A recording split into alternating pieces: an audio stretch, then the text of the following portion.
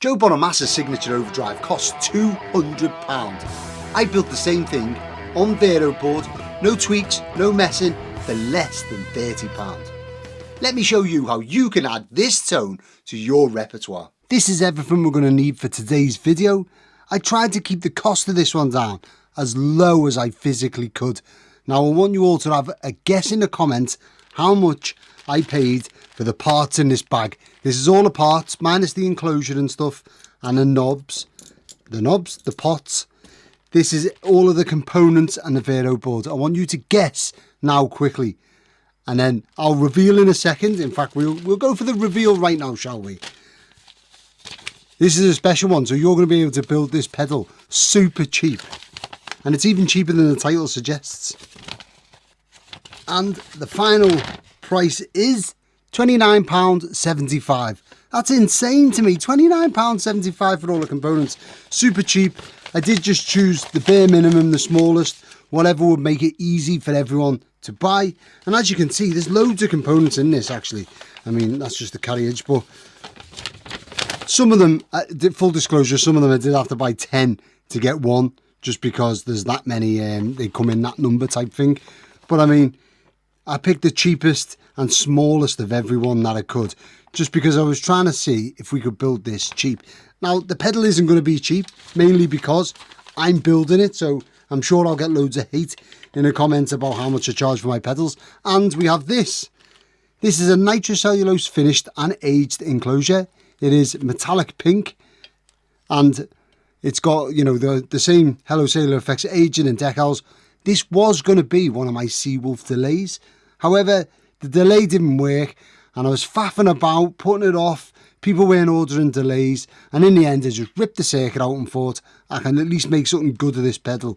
So unfortunately I've signed the bottom saying having a whale of a time. Get it? Time-based delay. Brilliant. Seawolf delay, Hello Sailor Effects. It's not going to be a Seawolf delay. It is going to be, of course, the Joe Bonamassa Overrated Special. And also, another really interesting thing is, one of the pots for this pedal is really hard to come by. So stick around and you'll get to see how I change a regular pot into the taper for this pot. You're going to love it. This isn't just another Tubescreamer. This has all the mid-forward bite and harmonic richness that you would expect from Joe's tone. It's perfect with humbuckers or strats. If you want to own this pedal, head over to HelloSailorEffects.com, where you can find this very pedal, and there is only one of them, so get it while you can. Thank you to everyone who buys pedals from me. It really does help keep this dream alive. Right, let's empty the bag of tricks, what we've got here. So we've got our op-amps. Now if we look on our drawing, we can see that our op-amps, or our ICs, are an LF353, brilliant, and an LM833. Now I did get the right op-amps. I know there's substitutes out there that people use, but I thought for the price that we're paying for this pedal, we might as well use the correct stuff. I'm going to put the op-amps to one side because we're not going to use them until the very end of the build. We've got our Veroboard. Everyone who watches this channel will know that I absolutely despise working on Veroboard compared to tagboard, but there's two op-amps in this pedal, and there is absolutely no way that I'm going to be able to build this on tagboard. It'd just be too much. Maybe one for the future. And then we've got all of our components. What I would say is you should lay out your components up against the chart, or up against the layout, and just put them all next to it so you know you've got everything. But I have a ridiculous amount of components here just for other builds and my collection, so I know I'm not going to run out and I'll be able to find what I need. So I'm just going to crack on.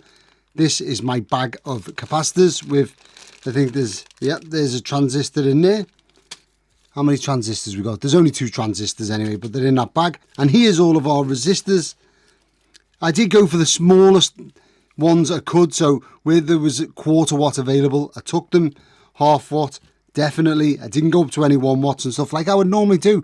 I'm sure people who love the way that I build my pedals normally are absolutely cursed in this episode, and all of you that have been telling me off for using massive components and what have you, and you know, extravagant components, shall we say, you're going to love this one because it's all modern, it's all small, but I'm sure it's going to sound fantastic. Here's a fun fact for you.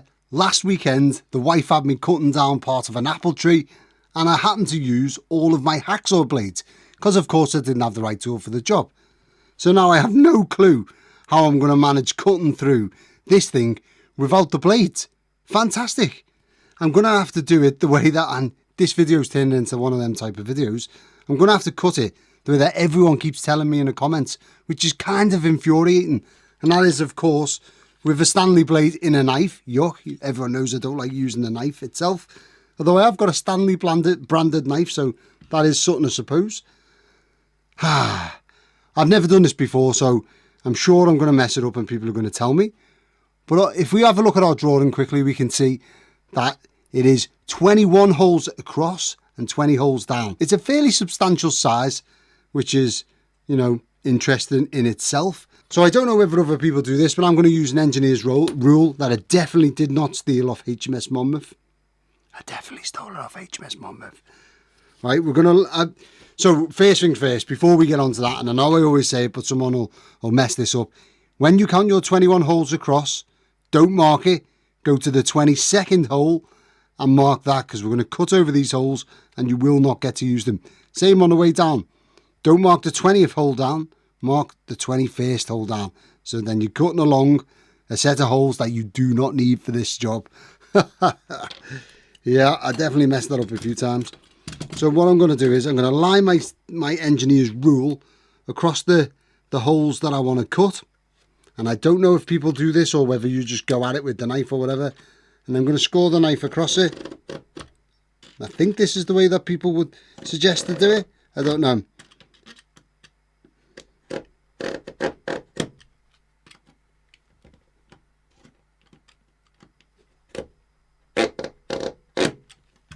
Right, I do know that I've just bloody stabbed my nice mat. These massive mats, I love them. Available through the affiliates link in the description should you want one. I'm a massive fan of them, they're huge. But here's me bloody marking it just because I haven't got any hacksaw blades. I definitely need to get on Amazon when I get off this video and order some. That is most annoying.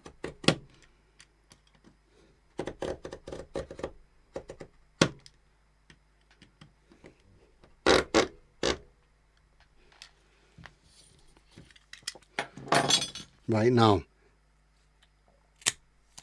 there you go. That was way easier than I thought it was going to be.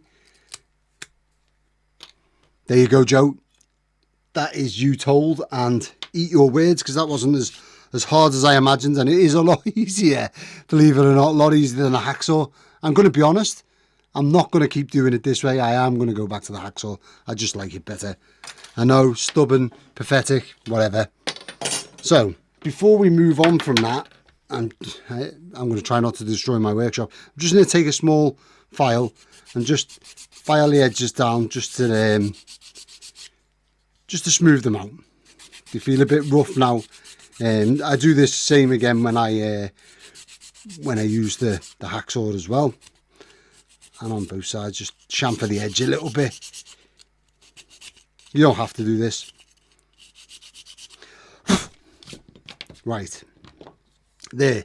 Now we have our square. We can just double check and count across and down. Now we're on to marking out the holes. I hate this bit because it's basically lots of counting and maths. But what does make it easier is I have this. Since moving into this workshop probably a year ago now. Has it been a year already? Probably close to, well, it was around Christmas time, wasn't it? So it's not a year, maybe 6 months ago. I haven't been able to find this pen. So I've been marking it out with my chrome pen that I used to sign the bottom of pedals. That's no good. This is what I want. It's like a red fine liner. And the reason why I like it so much is when you mark your hole, the ink soaks into the material and you can see it from the underside. So that means you can definitely check that you're getting the right hole when you're breaking the links on the back, which is fantastic. So if we get our drawing up, we can see that right at the top left hand corner, if we go 1, 2, 3, 4, in the 5th column along, there is 3 splits going down in a row. So 1, 2, 3, 4, 5th column along. We can just, if the pen works, that is, it has been some time since it was on. There's just 3 splits going down.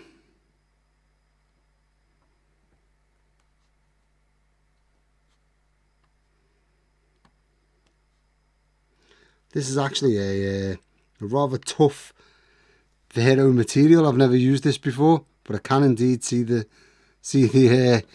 pen through the other side, which is fantastic. Now, annoyingly, this drawing hasn't got like a Vero board with no components on, so you can properly have a look at it and make sure you've got all the splits. So that's annoying because a lot of the splits are underneath components. So next up is going to be underneath IC2. So the way that I would get to IC2 to be able to know where I'm putting it in the right places, if I go to where my last hole was and then count the gaps in the middle, 1, 2, 3, 4, 5, and it goes in the 6th one, which is the 11th hole along. So 1, 2, 3, 4, 5, it goes in the 6th one, which is ideal. And of course 5 add 6 is 11, so 1, 2, 3, 4, 5, 6, 7, 8, 9, 10, 11. Perfect. And then I can look at that and go, above it there's 2 holes spare, yes, and on our drawing there's 2 holes spare. And then I know that the IC is four legs down, if you like, because there's 8 legs, 4 on either side. So I know there's going to be 4 of these that are split, so I can just go ahead and add them in there. And I kind of work out the whole board in that manner. I'm going to go ahead now and mark the board out and then get the underside cut. So there's our board complete with all of the markings on it. I've also cut them all on the back to break the links across there. Next up is going to be to add in all of the wire links that go from top to bottom. Kind of like snakes and ladders, this, if you imagine it. Now usually I have some bare wire, some solid core bare wire, but for the life of me I just can't find it. I don't know where it's gone or what I've done with it. I'm forever losing stuff. So what I am going to do is I've got a ton of these Allen Bradley out of spec resistors, the carbon comp resistors. They're really expensive ones actually, and what I'm going to do is I will use these as my wire links. So I'll just give the legs a clean while they're still attached to the resistor. And then to add in a wire link, I'll just cut the leg off. And our first wire link starts 2 down on the left hand side. So 1, 2, it goes in there. And then it has 1, 2, 3 gaps in the middle. So all I do is I make a nice big U with my leg. She got her legs. 1, 2, and then it goes in. And then there's 3 gaps in the middle. 1, 2, 3 gaps. And then it drops in, which is perfect. So just make sure that that's right and then push it all down. And then what I like to do is take my flat nose pliers and just flatten it out so then it's straight, square and all of that jazz on the top, and sits flush up against the board, just because then it's not going to get in the way of any of my other components. I can bend the legs over to keep them out the way, or you can keep the legs standing up. It's up to you. I have shown how to solder both in the past. And then we'll get a bit of wet the tip action on for the first time in this build. I'm going to have to really clean that solder tip. Jesus, it was bad. So we can solder that in and then cut off the excess, and we are good to go for our first link. There's an absolute ton of links on this one, so it looks like I'm going to be busy, but that is link number 1 fitted. I'm going to go ahead and fit all the other links. One thing I will say is underneath each IC, so there's 2 ICs here, there's 2 link wires underneath this one, or 3, 2 link wires under this one and 1 link wire under this one. I would probably try and find the thinnest wire that you can. The legs on these are a little bit too thick to go underneath the IC, so I'm going to go ahead and find something with a thinner leg. There's all of our link wires in place. Next up, before we move on to the resistors, which is the next obvious step, I like to fit these, the IC sockets, and that's just because I fit resistors up against the sides of them, so I want to know how far I've got to play with. I'm sure there'll be someone in the comments, as ever. I did get someone telling me I was doing it in the wrong order last time, but there you go. This is how I'm going to do it. I'm sure if you're building your pedals, you can do it any way you like. There's one IC socket and then the other one. You've got to remember the little notch out your socket is got to point in the same direction as the notch on the drawing. So what I see is have a little notch at the top. So I'm putting the same thing at the top here. And that just reminds me that when I'm fitting these, that they go in that way round, you know. Handily enough, they both go in exactly the same line. It's quite a neat little layout. I like to just bend the legs over for one or two of them, one either side, two either side, just to hold them in place. And then when we solder the first one in on either side, they should stay in place then.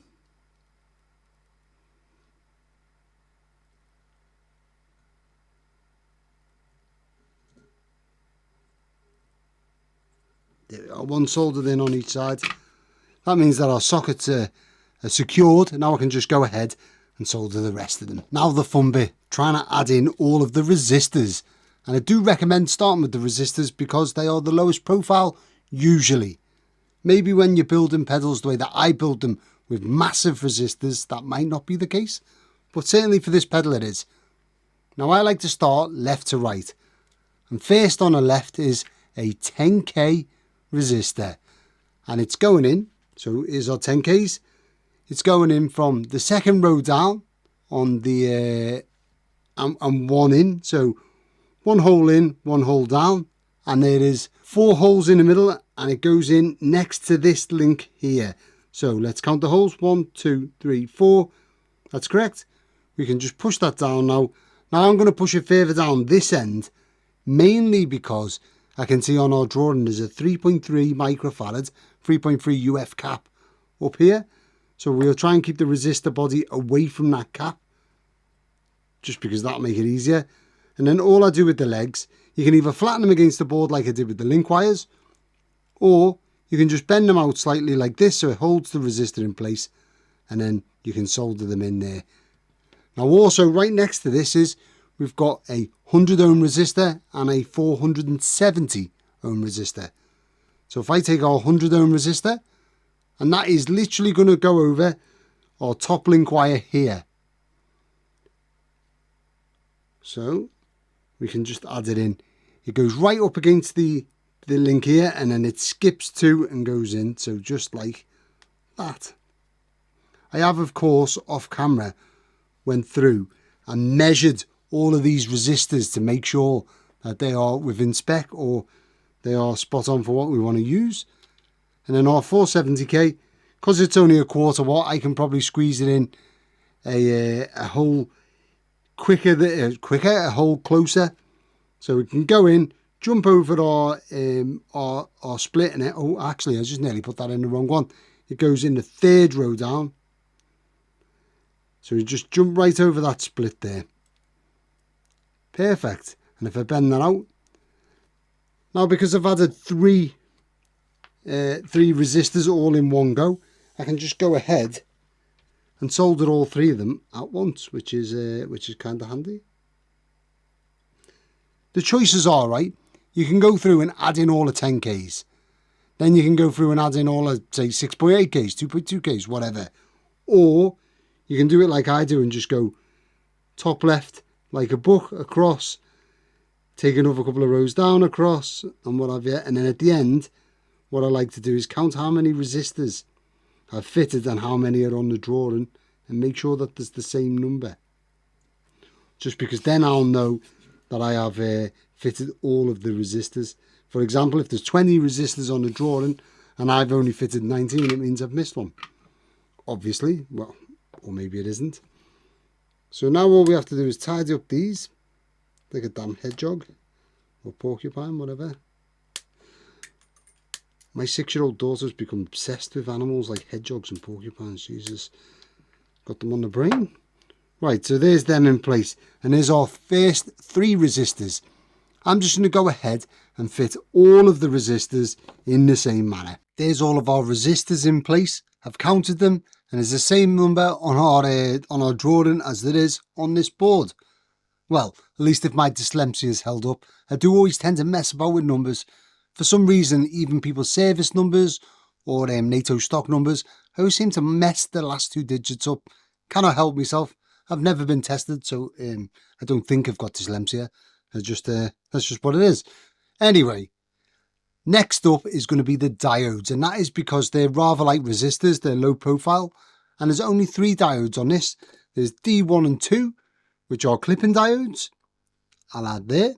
And then there's D3, which is a power diode, and all this is offering some reverse polarity protection from the 9 volts. Now remember, diodes are polar, so you have to get them the right way around. D3, if we situate it, the band around D3 points downwards, okay?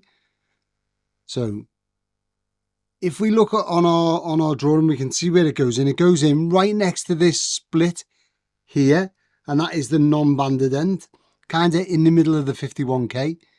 Then the bottom half of it goes one up from the bottom, so just above our 1 meg, and there is 1, 2, 3, 4 holes underneath it. 1, 2, 3, 4. That's perfect. I know the band's pointing down, so it's the way it's meant to be. And now all I have to do is just push it right in, and that is ready to be soldered.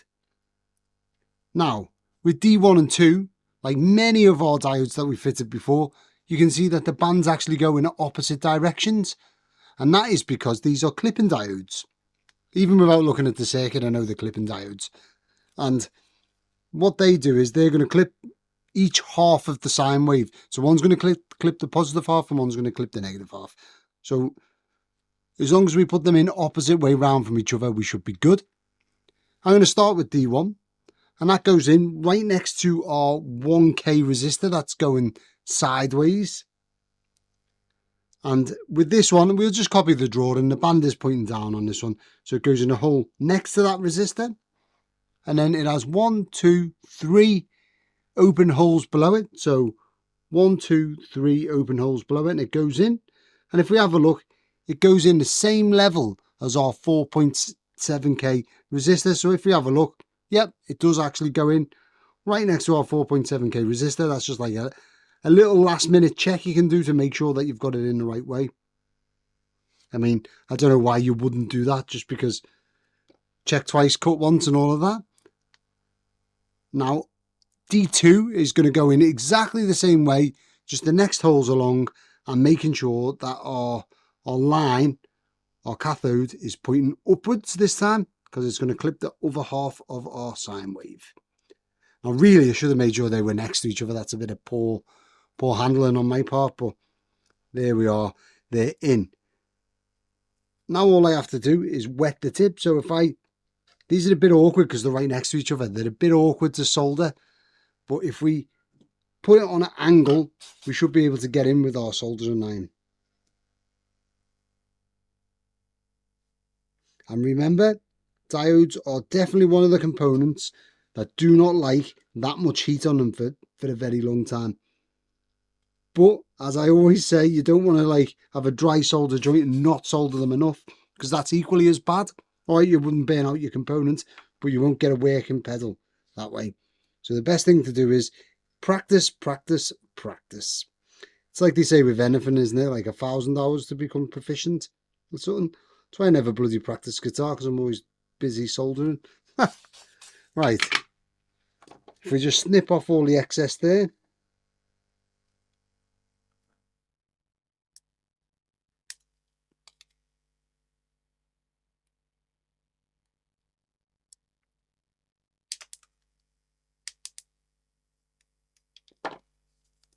There is our diodes fitted. If this circuit had germanium transistors, I would tend to leave them till last, just because we don't want to put too much heat in them. However, it doesn't. We have these bad boys. These are 2N5088. They're silicon NPN transistors, quite common. And I know, looking at our drawing, we can see the flat edge is pointing to the left-hand side. So we could take the flat edge of our transistor, point it to the left-hand side, plug it straight into the board, and hopefully it'll be the right way round. But I think, why take the risk over something so stupid as taking 5 seconds out just to test it? It seems rather silly to take the risk, because if you fit this board in your... my clips on the frets. If you fit this board into your pedal, you've got to remove the whole board to change this transistor. It'd be a right pain. So why bother? I've been building for far too long to let myself fall into that trap. So what do? I use my Peak Atlas DC855.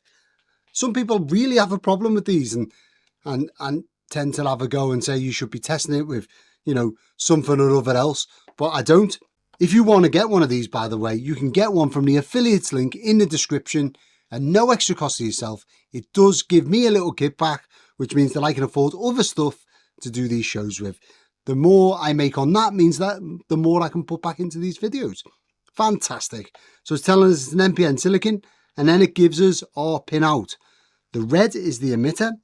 So if we hold this up and face it the way that we want it to go, the red is the emitter, which is on the top, exactly like our drawing. The blue is the base, which is in the middle, and the green is the collector. Perfect. So I know that this one is the right pinout. Fantastic. And we're going to go right to the top up here, and it looks like it fits in just here, which is 1, 2, 3, 4, 5 open holes along. 1, 2, 3, 4, 5 open holes, and it goes in here, and the legs go in sequential holes coming from the top down to the bottom with the flat face facing left. Now I'm going to go ahead and test this other transistor. Even though it's a 2M5088 and I bought it from the same place, essentially it should be exactly the same. I'm still not taking a risk. I will test it with my Peak Atlas DC855, and then I'll get it installed and we'll move on to the caps. There's our transistors fitted and ready to go. Now we're on to the caps. So there's 3 types of caps I've got here. We've got our box caps, which are usually the signal carrying caps. We've got our electrolytic caps, which are usually things like smoothing circuits and stuff like that. And then we've got some of the smaller value, what are they, ceramic disc caps. Fine. Now I've got more ceramic disc caps here than it looks like on the drawing. I'm guessing that I just chose the cheapest values to keep the price down. That could well be it. What I am going to do is I'm going to go through and test each and every one of these just before I put them in. And I'll be testing them with this multifunction tester, TC1. These are really cheap. They're like, what, £15, something like that. And you'll be able to get one of these through the affiliates link in the description. Yet again, the more you buy from the show, I get a little bit of kickback. There's no extra charge to yourself, as always. But it does mean that I can afford new stuff. And I really need a new one of these. Look at this. It's absolutely battered. So to test these, what I normally do is I've got 2 crocodile clips like set up in this. It doesn't come with crocodile clips. You normally just put it in them holes. But I've got 2 crocodile clips anyway. And this says that it's a capacitor and 60 PF. So if we look at our drawing, what was it trying to achieve there? It looks like this is a 56 PF and it's just slightly out of spec or over. And as we can see there, it's got 56 wrote on it. So that's perfect. This won't test leakage for something so small like this, or ESR, electronic resistance, I think that is. It's basically how well your cap has aged, if it's an old cap or performing. But for the larger values, like the box film caps, it will test it, and especially the electrolytics. Now, this 56 PF cap goes just above D3 in the 2 holes that are available just before the link wire. So there's like a link wire and D3. We can just put them in there. And then if we bend the legs over, that's not going to go anywhere. Perfect. And then if we take something like our 1 microfarad cap, and now I know it's more microfarad, it says it on the side. It's a brand new cap, so it's probably going to be in spec, but I'll just test it anyway to give you an idea of what it shows you. So here it's saying that it's at 923 NF. So it's slightly below, but, you know, it's a 5% cap. So it's within it. Well, it's just over its tolerance, really. Is it 5% cap? Not sure what the percent is. Anyway, but it's saying it's got an ESR of 9.2 and a voltage loss of 4%, which is about standard for an electrolytic cap. Absolutely fine. And this 1 microfarad cap is polar electrolytic caps. Mostly are polar. You can buy non-polar ones if you don't want to deal with that, but this one is polar. If we look on the top left hand side, you can see our 1UF cap, and it's showing that the negative leg is higher, is pointing most upwards. Most upwards is pointing uppermost, and the negative one leg is the shorter leg, or the leg with the band round it. So the longer leg is your live, and the shorter leg is your negative. Now, I can see that the negative goes in right next to this link wire at the top. Then we miss a hole, and then a live goes in, or the positive. Someone's going to tell me off for saying that. And if we just double check, above the negative leg, there is 2 holes and then a resistor. And if we look, 2 holes and then a resistor. So I know that it's in the right place. I can push it down. Maybe not as far as it'll go, but I'll get it right down there, because I don't think I'm going to have all that much space in my enclosure, because I'm going to have to situate these higher than the pots. The board's going to have to sit above the pots, so that won't be great. And then that is in place. I'm going to go ahead and solder them in now, but I'm going to repeat that process for every single one of these caps. I'll just go through them all one at a time and plug them all in. There's all of our caps now in place. This is the pile of caps I had left over because I had to purchase 5 of these 330 NF caps and 10 of these 56 PF caps to get them values. They basically cost nothing. So we move them to one side now. The next step, controversially, is to fit these 2 op amps. Now, because of heat issues, I normally like leaving them to last. But once this is mounted inside the pedal, it becomes awkward to fit them in there. And also, I don't want all the wires flaying around while I'm trying to fit them. So let's just get them in there while I'm thinking about it.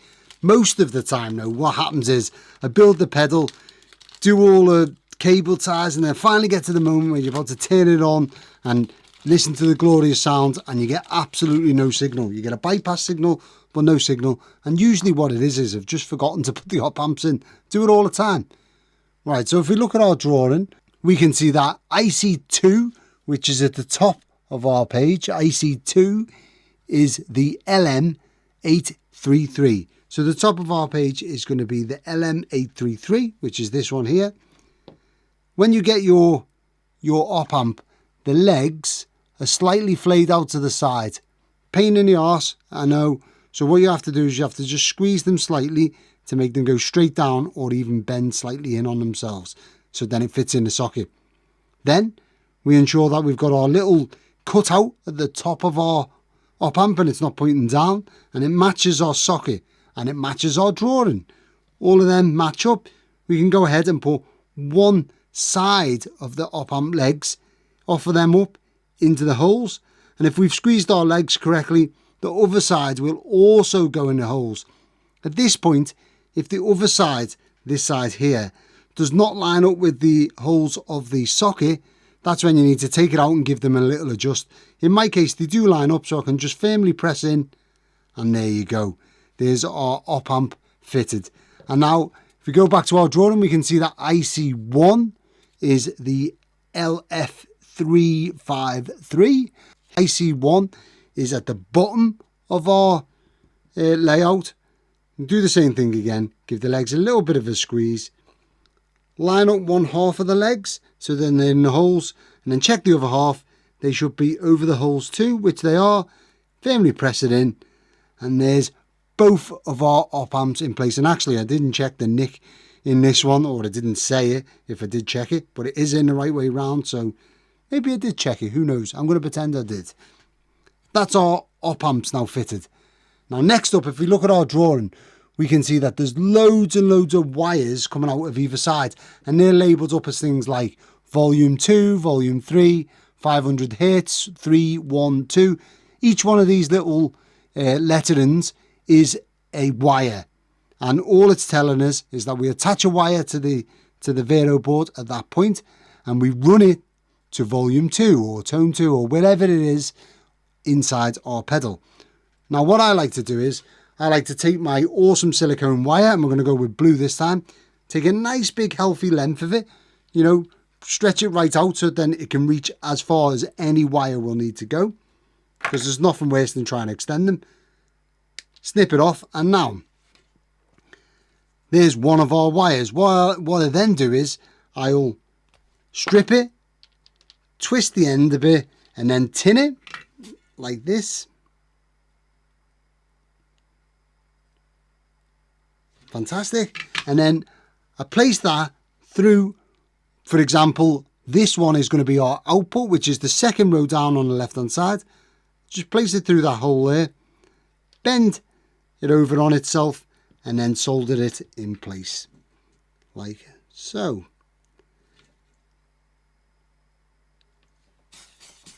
Now what I'm going to do next, well, and then cut off the excess, let's not forget that, there. And there's our wire in place. What I'm going to do next is I'm going to cut every single wire out. So every label on there, I'm going to cut a wire for it, the same length over size. I'll cut them all out, I'll tin them all, and then I'll fit them all in one go. And then we'll be ready to mount things into the enclosure. Now we've got our snake's wedding attached to our Veroboard, which is great. The last thing to do to the Veroboard is to run my Stanley blade between each of the runs, what are they called? Well, basically between each line, you need to go through, run a Stanley blade and make sure there's no contact or no bits in there. Then I'll give it a brush down and it's ready to go into the enclosure. This is our enclosure. Okay, so because it was used previously, it's got a washer attached. It's also got an LED bezel with some epoxy on. We have our jacks already in place because they were in there for the last pedal, along with the DC barrel. We've also got a resistor coming off to our LED and a wire coming off the LED. So the live side of the LED is wired up with a 4.7k resistor, and we've got our negative side of the LED here, which we'll need to attach to our 3-pole double throw switch. Okay, so now that that's in place, and I'm kind of cheating here, but forgive me, we'll move on to our potentiometers. Now our drive potentiometer is 500k log, 500k A. This is this one. So that's going to be in the top row. Great. Then our volume potentiometer is a 100k B. I don't have a 100k B, which is 100k linear, which is a bit weird for me. I really don't know why they've gone linear for the 100k volume, because it's an audio application. Maybe I'm reading that wrong and someone's going to tell me why, but I'm going to add in a log, so an audio potentiometer for that one. So we've got our volume and gain. Fine. Now the tone and the 500 hertz, this is where it gets interesting. They're both 20k potentiometers. I don't have any 20k. I do have these two 50ks. So I have one log and one linear. So for our 500k our 500 hertz potentiometer, we want 20k B, which is 20k linear. So I'm going to take this 50k B and I'm going to add in a 33k resistor across the two outside lugs, and that'll drop this pot down to approximately 20k. I think with this particular resistor, because they're older ones, it takes it down to 21k. Okay, it won't be exactly linear. There'll be a slight shift in the sweep, but fine. That's as close to 20k linear as I'm going to get, because I don't have a 20k linear. Now, the tone pot is a 20k C. C is reverse log or anti-log. So the log taper is like a, nothing happens, nothing happens, right at the end, everything happens. Reverse log is right at the beginning, loads of change, and then steady, steady, steady. Either that or the opposite way round, you get me? But I'm pretty sure it's that. Now, I've got this 50k audio potentiometer, and I'm going to drop it down to 20k in exactly the same manner. And so I'll have a log potentiometer at 21-ish K, because this will be attached between the two outside wipers. But if I was to attach this the opposite way round, for example, the tone pot goes, if we look at our drawing, we can see we have tone 1 at the top, tone 3 in the next row down, and then tone 2 a bit further down. If we leave tone 2 where it is and swap tone 1 and tone 3 round, it reverses this pot. So it's gonna, I think it's gonna operate in an opposite way round, i.e. you turn it up and it get darker, but the sweep will be the same, i.e. it'll be anti-log because, you know, the change is right at the other end. Maybe it'll even operate in the same way round, who knows. That's what I'm going to do, just by swapping two of the tone 1 and tone 3 round when we wire this up. Hopefully it'll make this an anti-log pot, and because of our resistor, it will be 20, well, just, I think it works out at 20.9k, close enough for government work. I'm going to go ahead, get these resistors mounted. I'm just going to mount them on this side going into the holes here and just sit them up a little bit. I'm going to go ahead and mount the resistors and get them all installed in here with a stomp switch and also with our Veroboard in that way round, of course. Now, if we just have a quick look for a mock-up on the inside of this enclosure, we can see that this Veroboard is probably not going to fit in around the pots, because maybe it will, I think it's this pot here. Maybe if I point that inboard, I'll be able to squeeze it in just here. Yeah, I think I might actually. See, I was going to have to mount it here, like sat above the pots. I mean, that's doable. So I'll get them installed and I'll see. But I think if we point that inboard, yeah, that's a good way of thinking about it. So if we point that inboard and this inboard, like so.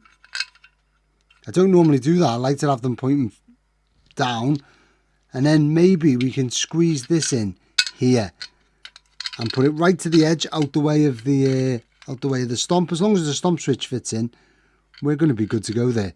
Look at that, designing things on the fly. Love it. If that doesn't work, all I'll do is I'll face these forward and I'll just make this higher, so then it's not as high as the edge of the enclosure, but it sits above these two pots. That's just as doable to me, and it means I can run wires down the centre.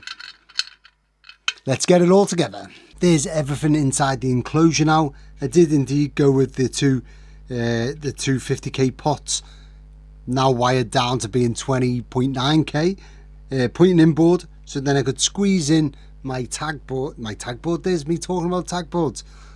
I miss a good tag board. There's me squeezing my Veroboard on this corner bit rather than sitting above everything. I think it just looks okay that way. This gives me a large area here to run all of my wires down, like a sort of a runway, or I could go around the outside edge. And actually, I think the outside edge might be better. The first wire I'm going to run is the ground for our LED, or the negative for our LED. That's going to come round this outside edge, and I'm going to do the ponytail on the front of this of this 3-pole double throw switch, just because there isn't much room around the back here. I've drilled it rather close there, so rather than messing about, I'll just go this way round, and that's going to go in there. We'll get this one in and out the way, just so that then the one odd pink wire is out the way.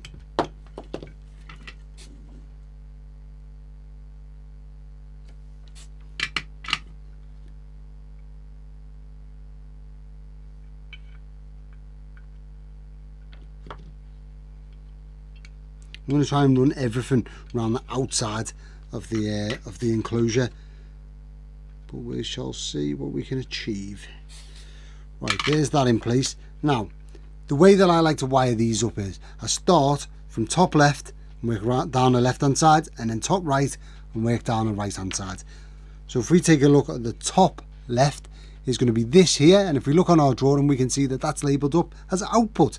Now our output is the front right hand side of our 3-pole double throw switch. So I'll just run that round the outside of the enclosure, follow the earth that we've just fit, I'll follow that round, and then I'll run it straight up into the front of our 3-pole double throw switch.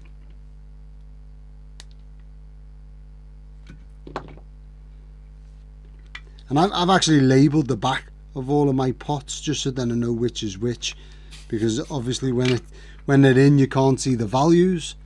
So we've got our tone 500k, which is that's our linear, that's our reverse log, drive is the 500k, and volume is the 100k. What I need to remember is that my tone pot is going to go in the opposite way round. So where it says tone 1 is going to be tone 3, and it says tone 3 is going to be tone 1. Another thing to note is, how do you know which one is number 1, 2 and 3? Well, as I'm looking at the volume pot, I would say that the left hand side is number 3, and I know that's counter intuitive, because normally starting from the left hand side, we're English, we read left to right, you would think it was number 1, but it's not, because this is actually upside down, which is why if we have it this way round, it would be 1, 2, 3. But because we're looking at it from underneath, it's actually 3, 2, 1. Okay. But not all the time is number 1 the one on the right hand side. But in most volume pots, the right hand side lug, when you're looking at it upside down, goes to earth. So if we get our drawing up and we look at volume 1, it attaches in here. And if we follow it along, it goes to this little link wire here. And if we follow the link wire down, it goes across to this little link wire here, and if we follow that down again, we can see that that is attached to ground, because in fact ground is on this middle bit here. So it goes down for our input, our 1 meg anti-pop resistor on the input, but before it goes down, where it's on IC1 pin 4, if we follow it along, it goes to ground, and that means that volume 1 is connected to ground. Therefore volume 1 is on the right hand side of our pot, and volume 3 is on the left hand side of our pot. So now we can assume that all of our pots go that way round, i.e., you know, drive 2 and 3 are going to be on the left hand side, the center lug and the one on the left hand side, because drive number 1 must be this one here, which is the same as volume number 1. Ideal. That's the way that I think about it. I'd love to know if you guys read pots in a different manner. It'd be interesting to hear in the description, in the messages below. Next up, if we follow down the left hand side, we come to drive 2 and 3, which is this wire here. We can have a little check. That is 1 below our 10k resistor here, which it is. I'm going to run it round this way here and up, and to drive 2 and 3. I'm going to do that now, and I'm also just going to go ahead and add in all of this snake's wedding of wires. I'll get all them wired in. Now we're getting somewhere. That's all of our onboard wires wired up. Brilliant. All that's left to run now, from what I can see, is our input jack, which is on the left hand side, because remember, the pedal's upside down. That's our input jack. So our input jack is going to come out, join the wiring loom here, go round, come up through the front and hit this tag here. Then we're going to add in our little bypass loop from here to here. So when the pedal's disengaged, that's where our signal's going to go. Then it's going to come out of this tag here, round our wiring loom, go a little bit further along and up past this current limiting resistor and into our output jack. And that is it. Now I know I haven't fitted a 9-volt filter, so the 9-volt power supply is coming in, it's going straight to the board. The board does have a filter on it. It's not amazing, and I may need to add a 9-volt filter in, but I wanted to build it as it's meant to be, or as it is on the drawing. There we have it, all wired up with the cable ties in, good to go. And I went with these white knobs. I'm trying to copy the old Marshall Blues Breaker pedal, only white seemed appropriate for this. Yeah, that's where we're at. I'm going to get this plugged in and we should get to a sound sample. Now it is of course time for the sound sample. I'd love to know what you think of this pedal and how it sounds, and if I'm getting close to Joe's tone. Of course, I'm going to sound nothing like Bonamassa. He's a legend and I don't really play guitar. Thank you to everyone who's subscribed to this channel so far. Can you believe that we've got over 7,000 subscribers? It blows my mind. And also, I'd like to say thank you to everyone who buys pedals from HelloSailorEffects.com. It really does help keep this channel going. Thank you.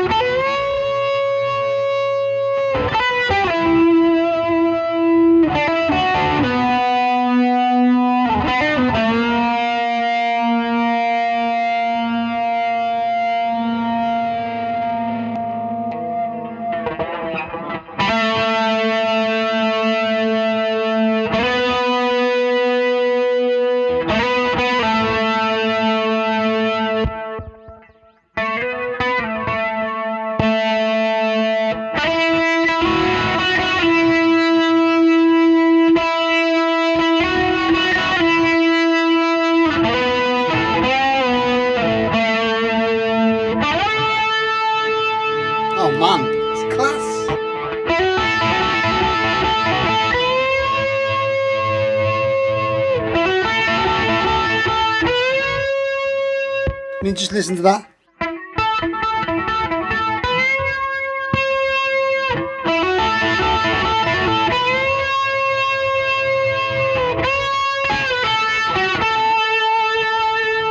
So let's hear how it sounds with Fake Red. Again, I'm not going to be playing any Bonamassa licks because I literally don't know them. But here's my clean tone.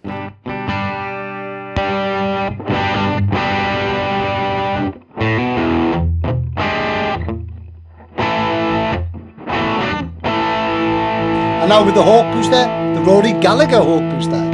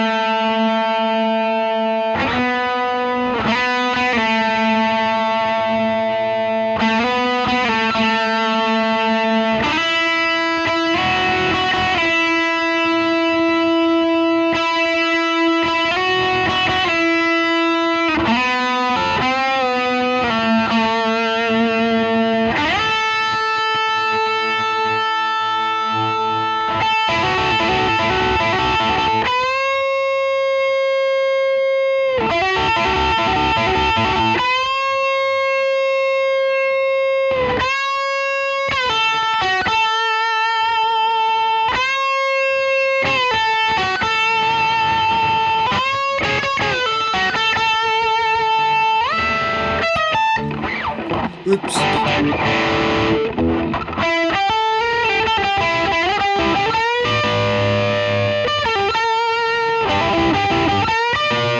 And now we're going to hear it with just the wiretap, so you don't get to listen to my crappy playing. I haven't put the buffer in the circuit. The buffer? No, I haven't put the pickup simulator in the circuit, just because I think it'll be a fun thought experiment to hear how this pedal takes it without it. So, without further ado, here's someone who can actually play guitar.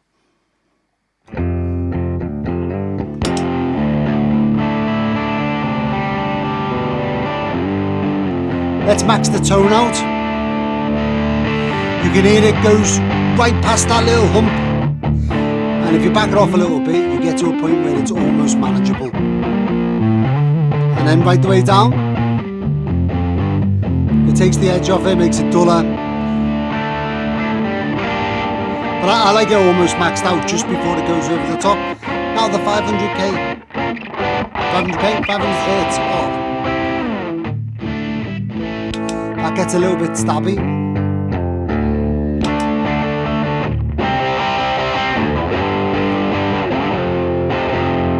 That's the gain at minimum. And if we back off the 500 hertz,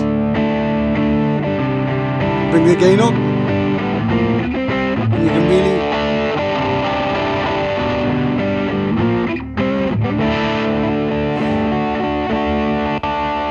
So I think the best rock tone that you're going to get is with the tone backed off slightly, so then you get past that hump. You can hear it there, the whistle.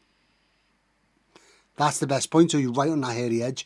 And then set the gain to about, I don't know, about 3 o'clock-ish on the dial.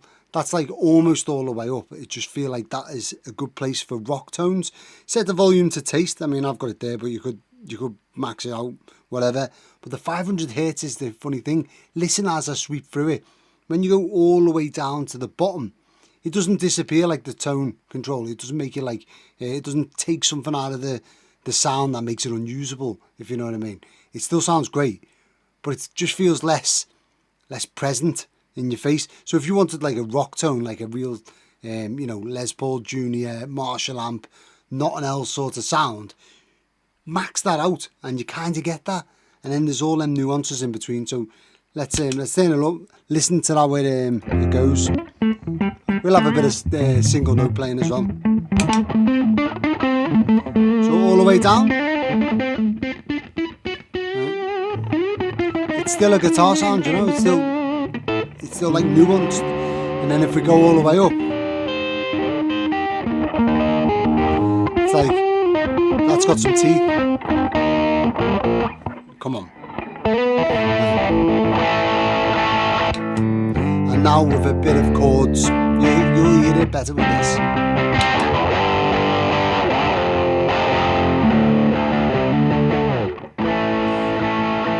See what I mean? It's like, it's less pokey. If I turn the tone down and a gain down and give that some beats.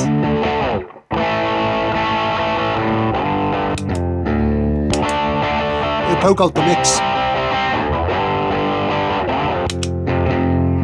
And dare I say, that's probably why Joe Bonamassa likes it, because it'll poke out the mix if he needs to, especially with all of them amplifiers he's playing with and whatnot. And especially if you're playing like a darkish Les Paul, this thing would be great. Thank you for making it this far through the video. It blows my mind that people actually sit and watch this stuff. If you could write in the comment section, having a whale of a time, that'll let me know how many people actually got to this point of the video. And if you enjoyed this video, you're going to love this video where I show you how to build a Kossoff drive.